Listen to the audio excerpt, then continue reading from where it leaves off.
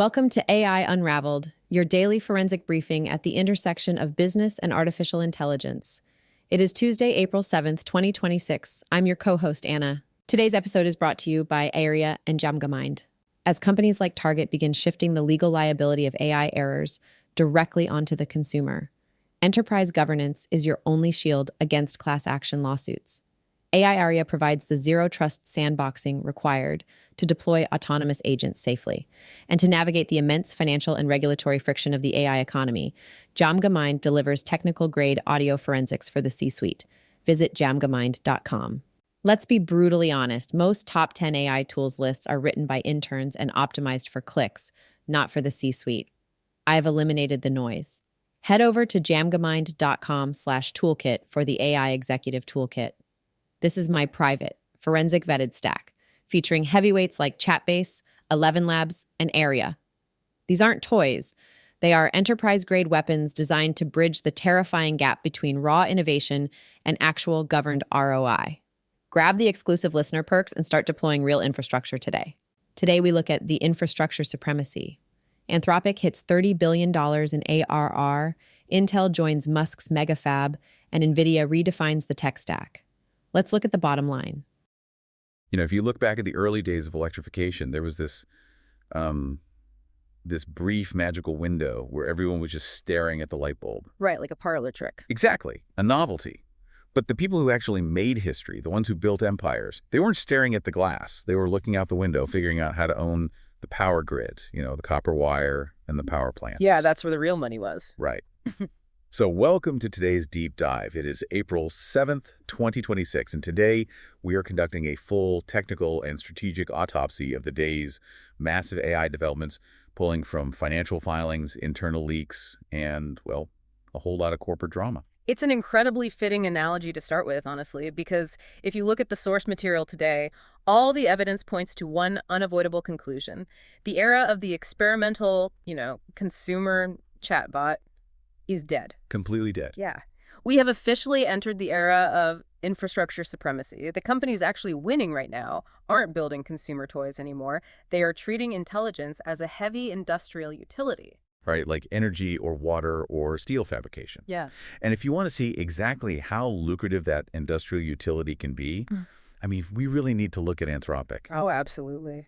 I saw the headlines this morning about their new financial metrics, but the math just seems completely detached from reality to me. Like, how are they growing this fast?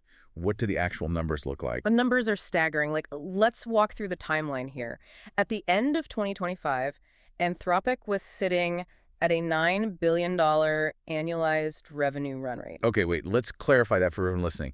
Annualized revenue run rate, or ARR, isn't cash sitting in the bank today, right? Right, exactly. It's a forward-looking metric. So it means if they just maintain their current recurring subscriptions and don't add a single new user, they will make that amount over the next 12 months. Okay, so $9 billion projected at the end of 25. Exactly. Then, by mid-February, so barely 6 weeks later, they reported a $14 billion ARR. And today, they just announced they have surpassed $30 billion.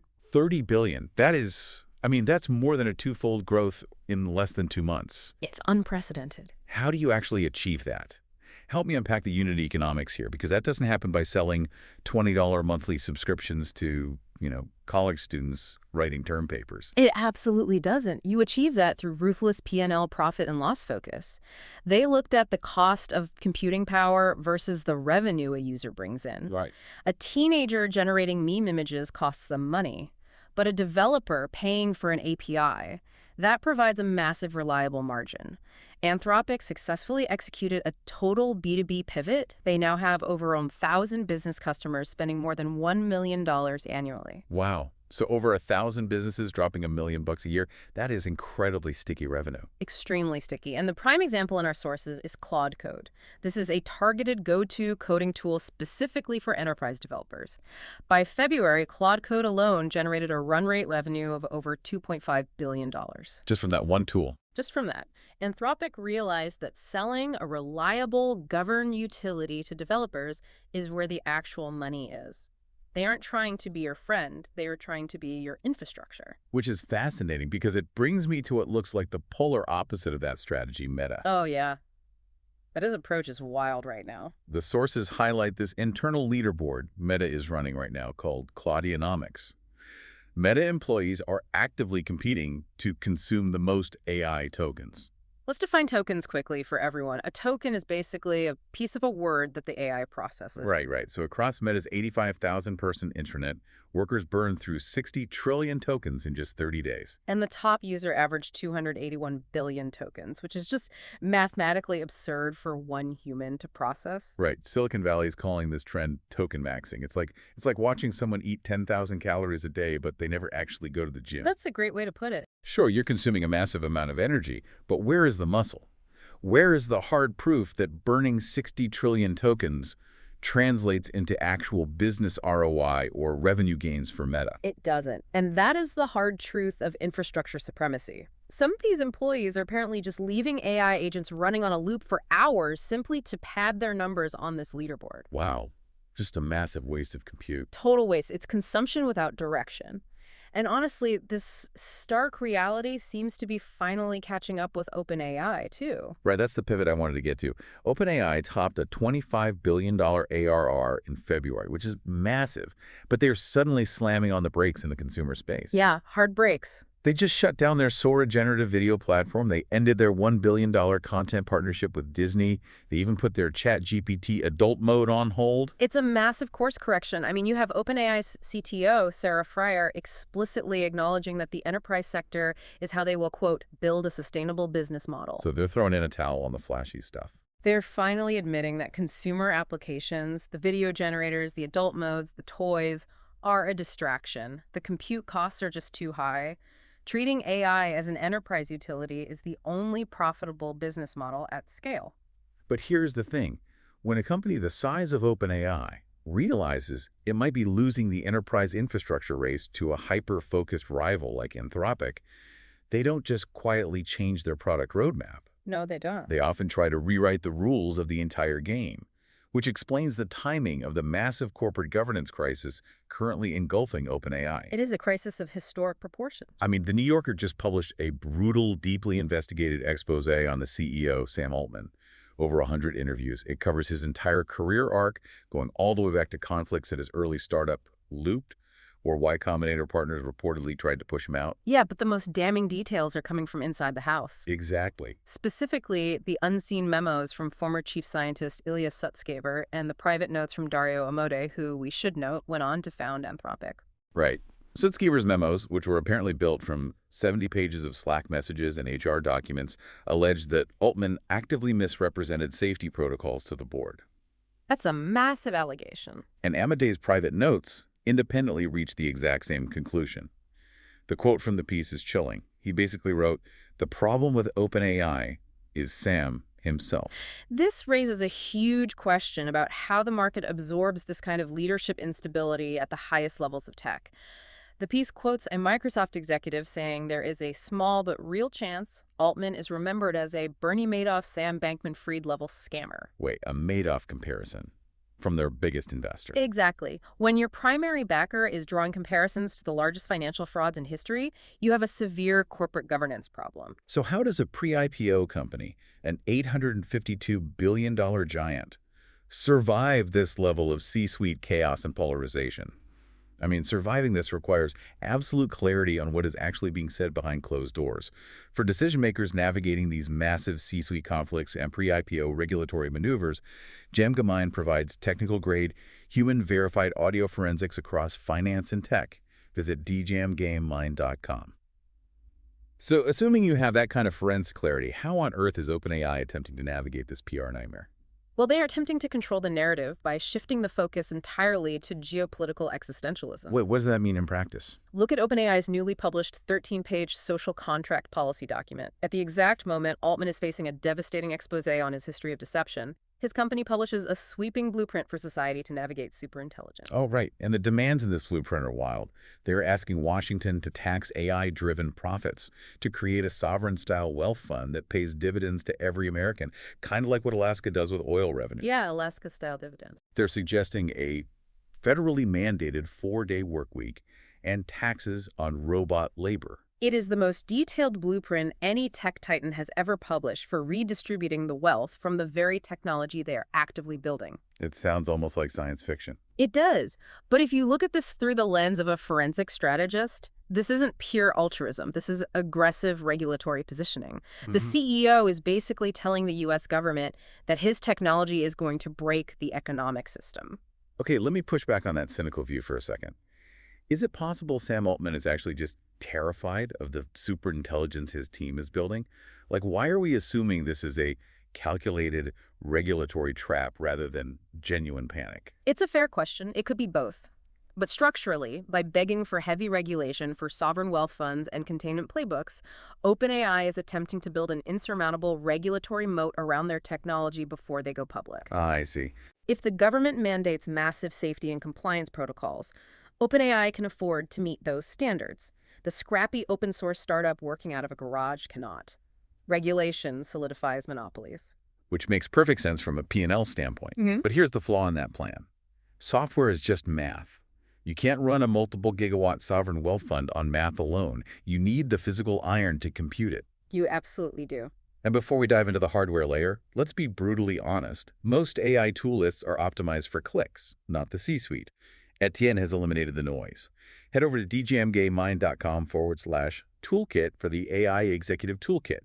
This is a private, forensic vetted stack featuring tools like Chat-based 11 Labs and ARA enterprise-grade weapons designed to drive actual governed ROI. Because, as we were just saying, moats require heavy machinery. Exactly. Software is just the top floor of a very tall building. If you want to command geopolitical power, you need silicon and electricity. Which brings us perfectly to Nvidia's 5-layer cake thesis. At the HumanX keynote in San Francisco, Nvidia laid out the reality that AI is no longer just a smartphone app or a cloud software evolution. It is the largest physical infrastructure build-out in human history. And they break this build-out down into 5 distinct sequential layers. Energy is the base, then chips, then infrastructure, then models, and finally, sitting at the very top, applications. Right. And you can't build the upper layers until the base is poured. So let's look at the energy and chips layers. The sources point to Elon Musk's Terafab project. This is a huge development. Massive. This is a $20 to $25 billion semiconductor complex planned for Austin, Texas. And the goal is to produce 1 terawatt per year of compute capacity. A terawatt of compute. Let that scale sink in for a second. This isn't a tech startup. This is heavy industrial manufacturing. And the partnership structure here reveals everything you need to know about where the industry is heading. Right, because it's not just Musk alone. No. Musk is partnering with Tesla, SpaceX, and his own AI company, xAI.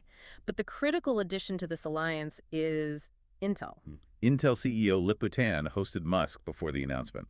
Now, Intel is officially bringing its process technology, high-volume fabrication, and packaging expertise to Terafab. Yes, but they are building very specific things here. They're building edge inference processors for Tesla's self-driving systems and radiation-hardened chips for SpaceX. Wait, let's define that for the listener.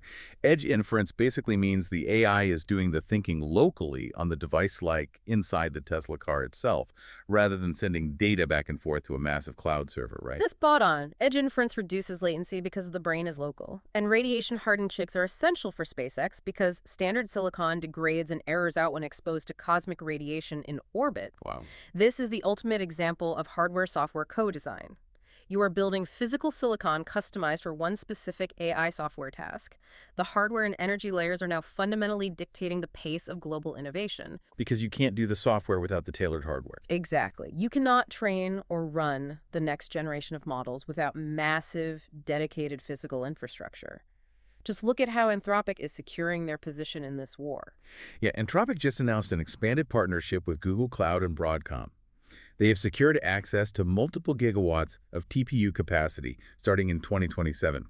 First, for the audience, a TPU is a tensor processing unit. It's a specialized chip, Google, designed specifically to do the heavy math required for neural networks, much faster than a standard computer processor, but securing multiple gigawatts of it. That is power on the scale of entire cities, dedicated solely to training and running the Claude family of AI systems. You are literally talking about plugging these data centers directly into nuclear power plants. It's mind-blowing. The thesis of infrastructure supremacy dictates that whoever controls the power grid and whoever controls the silicon packaging, like Intel's contribution to Terafab, ultimately controls the intelligence utility itself. So if we follow that logic, if you are drawing gigawatts of power, you aren't a software company anymore. You are critical infrastructure. 100%. You are as foundational as the power grid or the water supply or the internet itself, which means a cyber attack on that utility isn't just a tech sector IT problem. It is a catastrophic national security event. It is the ultimate systemic risk. I mean, if an adversary takes down an AI model that thousands of hospitals or financial institutions rely on for daily operations, society basically grinds to a halt, which is exactly why the strategy around deploying these models is fundamentally changing. And we see this shift clearly in Anthropic's Project Glasswing. This was a fascinating read. The sources detail that Anthropic is so deeply concerned about unprecedented cybersecurity risks, specifically the likelihood of large-scale AI-driven cyber attacks this year, that they are taking their unreleased, most advanced model, codenamed Mythos, and they're giving it away to big tech and cybersecurity defenders first. Right. They are distributing the Mythos preview to a highly select group. You've got CrowdStrike, Cisco, AWS, Apple, Broadcom, Google, JPMorgan Chase, Microsoft, and Nvidia. Plus about 40 other organizations responsible for critical software infrastructure. Wait, so they are giving their most powerful, unreleased code to their corporate rivals and defense companies first. That's almost like, I don't know, inventing a revolutionary new type of nuclear reactor. But before you ever turn it on for the public, you give the blueprints to the military and the top security agencies just in case it leaks. Am I looking at that right? You are looking at it exactly right. They want these defenders to use Mythos to scan and secure their own systems and to harden open source code before the bad actors get their hands on the technology. That's a massive shift in thinking. It is. Securing the code base is no longer just an IT priority, it is a geopolitical imperative. Anthropic recognizes that infrastructure supremacy requires a zero-trust security architecture. Meaning you assume every system is already breached and you verify every single request. Precisely. By giving the world's primary cyber defenders a head start, Anthropic is acknowledging that this utility is simply too powerful and too dangerous to be released without reinforcing the absolute foundation of our digital infrastructure first. Defense needs an asymmetric advantage against AI hackers. But this brings up a massive paradox that we have to talk about. While big tech is actively hardening their cyber defenses at the top level to protect national security, the actual day-to-day applications of these models, the top layer of that 5-layer cake, are causing absolute legal nightmares on the ground. Oh, without a doubt. Because as we transition from consumer software to industrial utility, the legal framework of the United States is basically buckling under the weight. If you are running a business right now, this is the single most important thing you'll hear today. Let's look at what's happening with Target. The sources report that Target is now forcing customers to accept the legal liability for errors made by their AI shopping assistant. Which is just wild. Think about the implications of that. How does a massive retailer even attempt to offload the liability of a hallucinating neural network onto a consumer who's just trying to buy groceries? You shouldn't be able to. Right. If you deploy an AI agent on your site tomorrow and it promises a customer a refund you didn't authorize under these new precedents, who is holding the bag? It's an incredibly aggressive legal maneuver, and it highlights a critical vulnerability. Target is essentially saying, we built the utility, but you are responsible for how it behaves. And honestly, when companies like Target start forcing customers to accept the legal liability for an AI's mistake, the era of experimental chatbots is over. ARI, pronounced AIRIA, provides the necessary zero-trust security posture management to ensure your enterprise agents don't trigger massive legal exposure. And retail liability is really just the tip of the iceberg here, because the escalation into medical liability is where the stakes literally become life and death. Yeah. You brought up Legion Health in the notes, and this is just wild. Legion Health just won state approval to let its AI app directly refill psychiatric medications. Completely autonomously. Yes. The first time a state has greenlit an AI agent to handle this process with absolutely zero clinician oversight in the loop, the AI evaluates the patient data and authorizes the refill. If we connect Target's retail liability maneuver to Legion Health's medical liability reality, a terrifying picture emerges. Yeah, no kidding. We now have edge inference agents making autonomous, high-stakes decisions from what you buy at the store to the psychiatric medication you consume. The legal frameworks of 2026 are completely unprepared for a world where the intelligence utility hallucinates a dosage or, misinterprets a symptom. So the liability sits in this massive gray area that hasn't been thoroughly tested in court yet. Yeah. Like, who do you sue when the power grid makes a medical mistake? Exactly. Who's responsible? The software dev, the chip maker, the hospital. So if we zoom out and look at the whole board, we have an industry sprinting toward $30 billion run rates. They're demanding multiple gigawatts of nuclear-level power. They are begging the government for sovereign wealth funds and regulation. And at the exact same time, they are trying to offload the day-to-day legal risks of their products onto the consumer. It's a gold rush, but instead of panning for gold, they're trying to dam the river and charge tolls. That is perfectly said. And that leads to a critical final thought for you to consider today. If intelligence is truly becoming a heavy industrial utility, just like electricity or water or telecommunications, history shows us a very clear pattern. Regulated monopolies. Utilities eventually become heavily regulated monopolies. As you watch these massive conglomerates sprint for infrastructure supremacy, ask yourself, are they really trying to win a free market? Or are they racing to become the indispensable utility that is so vital to national security, the government is eventually forced to bail them out and protect them from competition? A sobering thought to leave us on. Subscribe to AI Unraveled on Apple Podcasts to always listen completely. Ads IAI-AOR. We started today talking about the light bulb. Well, the glass is broken, the gigawatt power lines are strung, and the fight right now is over who controls the switch. Thanks for joining us on the Deep Dive. That concludes our forensic business rundown for April 7th. The strategic signal for today is infrastructure supremacy. We are no longer living in a software economy. Artificial intelligence is heavy industry. When Anthropic posts a $30 billion run rate strictly by selling intelligence to other corporations, and Elon Musk drops $25 billion to build a physical chip factory in Texas, the reality becomes clear. The companies that own the compute, the energy, and the enterprise contracts are the ones building the future. The rest are just writing code on someone else's server. If you want to own your infrastructure instead of renting it, you need the right tools. Head over to jamgamine.com/toolkit for my AI executive toolkit. Etienne has stripped away the hype to bring you a forensic vetted stack of enterprise-grade solutions. This episode was made possible by Area and Jamgamind. Hit subscribe on Apple Podcasts to enjoy this briefing completely ads-free. I'm Anna. Stay sharp and keep unraveling the future. And before you go, if your company is building the tools that power the workflows we talked about today, I'd love to showcase them to this audience. We don't just run ads, we build technical simulations that prove your value. Let's build something together. Visit jamgamind.com/partners to get started. Until next time, keep building.